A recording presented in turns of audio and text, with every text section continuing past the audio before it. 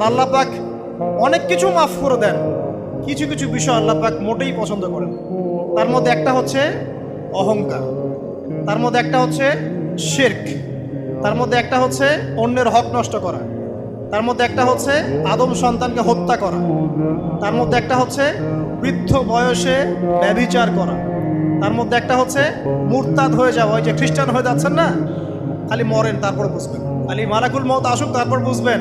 আল্লাহ রাব্বুল আলামিন বলছেন তার রাসূলের মাধ্যমে, কেউ যদি সাক্ষ্য দেয় আল্লাহ ছাড়া কোনো মাবুদ নাই, মুহাম্মদ সাল্লাল্লাহু আলাইহি ওয়াসাল্লাম শেষ নবী, ঈসা ইবনে মারইয়াম আল্লাহর প্রেরিত নবী, আল্লাহর পুত্র নন, জান্নাত সত্য এবং জাহান্নাম সত্য, এই পাঁচটা বিষয় যদি কেউ সাক্ষ্য দেয় ইনশাআল্লাহ সে জান্নাতে যাবে, তার আমল যেমনই হোক না।